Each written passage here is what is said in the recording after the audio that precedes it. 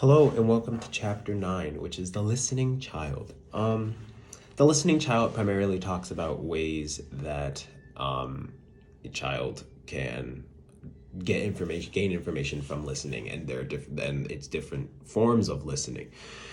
There's normal listening, which is active listening. Well, this isn't active listening. It's just normal. You're hearing a conversation, like I'm hearing myself talk. I'm hearing Boaz playing the violin. And then there's active listening, where you're actively trying to search and find something inside of the music. And then you have perceptive listening, which allows for a child to really just get the most out of what they're listening to.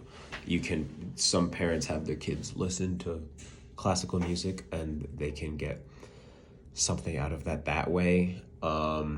Developing an attitude towards music. You really want to if you're a music teacher, you really just want to cultivate a love of music and a love of learning. How to teach music listening. Having them listen to different forms and styles of music and then having them identify what they hear is a great example. You can have them listen to maybe music from an African descent and explain, or have them say what instruments they heard, what did the instruments sound like? Was the timbre shaky? Was the timbre bright? Was the timbre soft and soothing? Listening in early childhood mainly just pertains to having them listening to music all of the time and having them identify what the different things are that they hear. Building deep listening skills. Deep listening is really just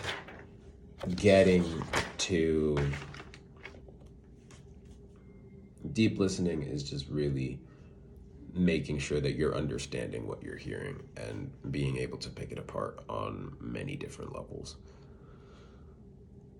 You want them to build a heightened aural perception and sensitivity to music. You really want them to just be sensitive to what they're hearing and being able to discern if it's getting louder, if it's getting softer, if the contour of the melody is what the contour of the melody is doing. You want to make sure that your kids are closing their eyes.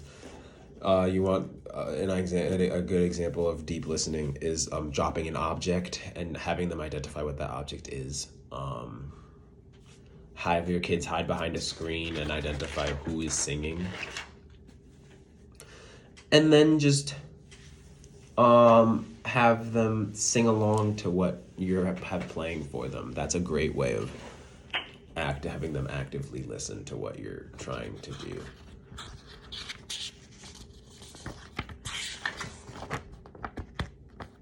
The listening sequence is, the first thing you have to do is prepare.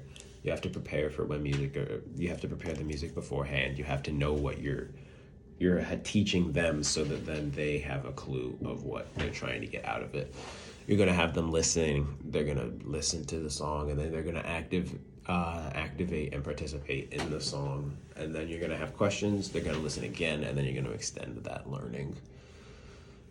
Assessments, you can have them listen to different instruments. You can have them listen to a symphonic piece and have them identify what instruments they are and then test them that way.